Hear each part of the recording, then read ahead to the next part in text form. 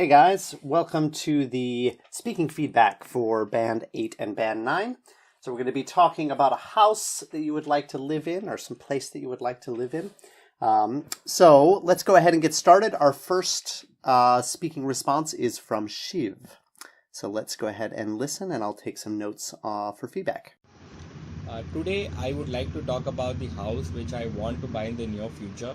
So based on my previous experience, I lived in many houses. So till 5th grade I was at my village, and the house where I lived in was quite spacious. It had about 3 floors and more than 7 rooms. So by the time I had moved to the city where I live right now, um, I lived in 3 houses. So let me talk to you in detail the house where I live right now. It is quite cramped and bare, partly because it is rented. So in the future I want to buy a house which is far away from the city, mainly for several reasons. Because I feel the city is more noisy, polluted, and most importantly, when you want to buy a house in the city, it becomes quite expensive to buy. So in my opinion, what I feel is the when you have a big house, or when it is more spacious, you tend to express yourself. You can be more dynamic, more creative, because you'll be having a separate room altogether, less distractions from the others. And uh, and and and, and one more thing, when you can tend to invite your relatives. I feel it's a good way to socialize with people. And so in the future I would like to have a large house, and not in the rural area, possibly in the smaller city, smaller town. And I can have a room for my hobbies, because I'm a person who tend to change my hobbies frequently. So by the time I am 40, I will have gotten married, and I'll be living in a house that I own. Thank you. All right. Well, nice job there, Shiv. Yeah. I especially like the ending. Really good job with the future perfect there and the future perfect continuous. Okay, you're using that really well. So great job there. Let's see. I thought the first kind of 30 or 45 seconds were just a little bit confusing, kind of trying to sneak that experience in there. In this case, just confused me just a little bit. So that was the one area of your response that I didn't like all that much, but overall pretty good. I think you could break down, the qualities that you want in your home. I think you could break that down in a little more organized way. So where you want it to be, what features you want that house to have, and explain why for each of those. I think that can be the majority of your response, that kind of detail part. But I also really like the opinion part that you had. Made a lot of sense. So maybe in this case, you could maybe just drop the experience part and just focus on the details, the factors that you really want to consider in the house that you want. Let's see, a couple of individual mistakes. The house where I lived. Talk in detail about the house where I live. You'll have a separate room. You can tend to doesn't really work with can. So just you can invite your relatives. The pronunciation of relatives, make sure that you're emphasizing this first syllable, relatives. Relatives, no, relatives. And a person who tends to change. All right, so overall, pretty nice, not too many mistakes. Everything flowed together pretty smoothly. You sounded really comfortable, really in control of your response. So I can tell that 5-point strategy is working well for you. Just be a little bit careful, when the topic is not about your experience or about a person that you met or a place that you visited. Try not to spend much time on the experience part, because it does get a little bit confusing to the examiner, like why is he talking so much about where he used to live when this topic is about where you would like to live. You can put a little bit of experience in there if it's possible, but keep it to a minimum. All right. Overall, really good job. Okay, next we're going to hear a response from CRISTIAN. So let's listen up, and I'll be taking some notes. There is a really lovely place that I would like to live. this is located in Sydney, Australia. Sydney has two architect icons. One of these is the Opera House, and the other one is the Harbour Bridge. They are close each other, and in this area you can find a lot of high buildings, but this area is really expensive. So if you really wanna get buy a apartment there, maybe your budget should be at least 5 million Australian dollars, because the area is not cheap. From there, I would like to live on the bottom, in the highest level. From the highest level, you can see the fireworks, the show fireworks, and the Happy New Year. So that's completely stunning. The show is during maybe 15 to 20 minutes, but the lights and the design of the fireworks are completely marvelous.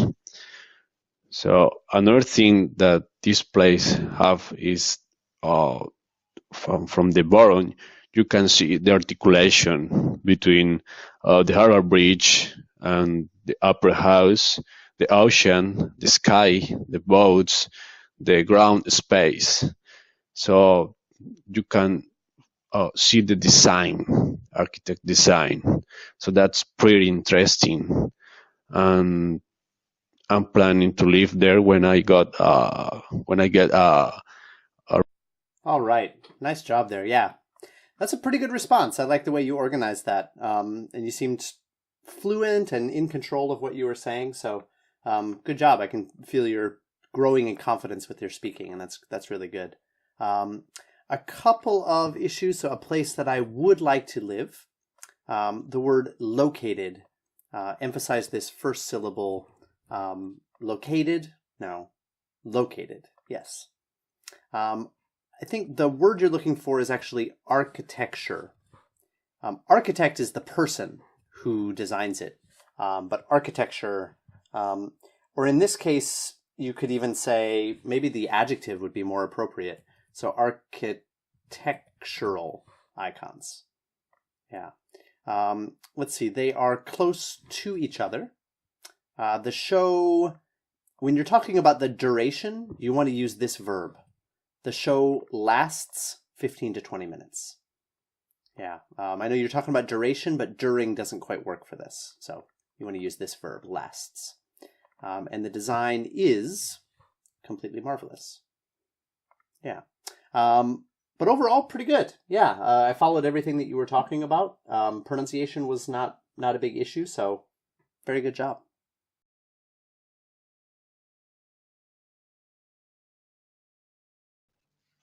Today, I would like to talk about the ideal home that really I would like to live in. To be honest with you, I used to live in an apartment block outside the city, in the suburb area. Actually, the place that I was living really was very far away from more place, and the building was very narrow and cramped. I couldn't really sleep well because the place was very noisy. So, to be honest with you, I lived there for around 10 years. But after that I changed the job. I started to move to the city center, and nowadays I live in a small detached house near the train station, which is quite good for me. But really, I would love to live in a better house. I would like to move into a bigger apartment. If you ask me what kind of house really I'd like to live in, is the large semi-detached house, has a 2-bedroom and one large living room, having a big TV screen, I would like the house to have has a big garden, small patio, and a balcony to look at the outside. And I would like the neighborhood to be quiet. So I really like the spacious house, spacious room and building, and to and the All right. Good job. Yeah. So right at the end, you got a little bit repetitive, but that's totally fine. Yeah, that's not going to affect your score. And overall, you had plenty of things to talk about. So yeah, hopefully those strategies are working out well, so that you can make sure to have at least 2 minutes of content. Let's see, a couple of individual errors. So ideal home. I think that's the word you were looking for, but it came out a little bit strange. So ideal home. Suburb is a noun, the adjective suburban, a suburban area. The place where I was living, or the place that I was living in. So when you use that, you need to include that preposition. When you use where, you do not. Okay, so it's your choice. Far away from my workplace. I changed my job. A large house which has 2 bedrooms. Okay, so don't forget about that which. Or you could use that. Let's see, to have. You said have and then you changed it to has, but have is actually correct with 2. 2 plus base form verb. And then this word, the pronunciation is really tricky because we have 2 different words with 2 very different meanings. This word is quite, like fairly, like quite good, quite, I'm quite tired, right? Quite. This word, quiet, so it actually has 2 syllables to it, and that's what makes it different. So think of it as quiet. Quiet. Yeah, and the separation of the syllables happens right here. So it. So it's the separation of the E and the I, and a lot of people have trouble with that because they're quite similar sounds, but you have to separate them. Quiet. Okay, so emphasize this I sound after the E sound. Quiet.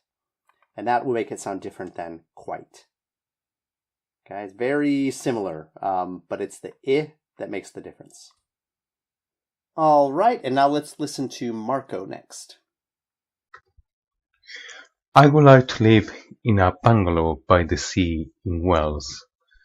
I went for holidays 2 years ago and I fell in love with a small town called Bournemouth. This place is famous for tourists because of its sceneries. There is a big river, there is a small town where people normally do fishing and they have fresh fish and seafood every day. And there are some hills where you can go and to see the sunset. The house I would like to have is a wooden bungalow, not too big, basically with three rooms and probably 2 bathrooms, with a large kitchen and with living room facing the sea, with big windows where you can enjoy the scenery. In addition, probably this house needs to have some garden areas. I'm really fan of gardening, and I like to grow different kinds of plants. And 3, especially here, because summertime is nice for flowers to see them around.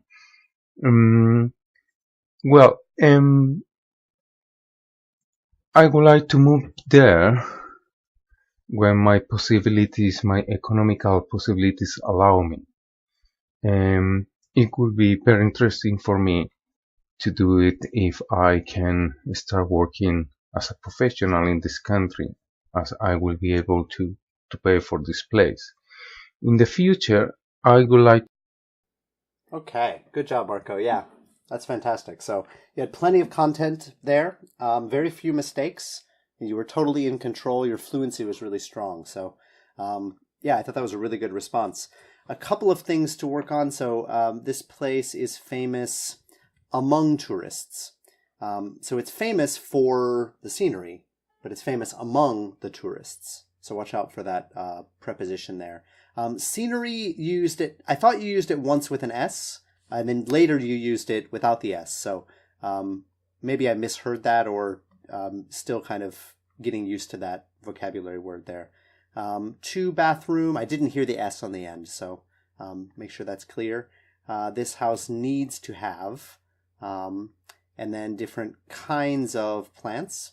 So 3 S things. I don't know if this is a pronunciation thing or if it's a grammar thing. So just try to make that S just a little more distinct. My worry is that the examiner may think it's a grammar problem, which is probably going to hurt you a little more. And then the D, I didn't quite hear the D on a round. So I think that's been a problem that I've pointed out before, is that ending D sound to make it distinct and audible to the listener. All right, so yeah, like I said, really, really good response, great fluency, just a few perhaps pronunciation issues. Otherwise, really, really good. Okay, and our last response on this topic is from Deepika. Let's listen. I'm going to talk about the house where I would like to live in. Since childhood, I was very close to nature because my parental home was in the village, and I was so close to nature and the greenery and the quality of life my grandparents had. So I was always amazed that how lucky they are, that they are living in such a clean environment. So always had this in mind that whenever I get a chance, I would like to own a wooden house in this place, because the village area, they are located on the top of the hill, so there are chances of occurrence of any natural calamities like earthquakes and landslides. So there is always a danger if someone is living in a cemented house, and wooden houses are always preferred by people and the government. So I would like to live in a house once I'm retired and I have lots of money to live a quality life there with other people of my village. And I would like to live in a place because the quality of life is much better as compared to the city. The air, the water, everything is so clean and fresh, and there are no charges. You do not need to pay any bill because they are produced from the natural sources. And the local produce, for local produce, people use organic farming, like the cow dung, the manure, and the other. Okay. Yeah, pretty nice response. I think you maybe kind of ran out of content a little bit. I think it might help you to actually go into detail about the features of this house that you want. I think you said a wooden house, and you mentioned where you want it to be located, but I think about how big you want the house to be, what kind of rooms you want in the house, and why. That'll give you a lot more content to talk about and a little bit more variety with your vocabulary. So pretty good response, but yeah, I felt the content was a little bit lacking there. Since childhood, I have been really close to nature. This sentence got a little bit confusing, so there's always a chances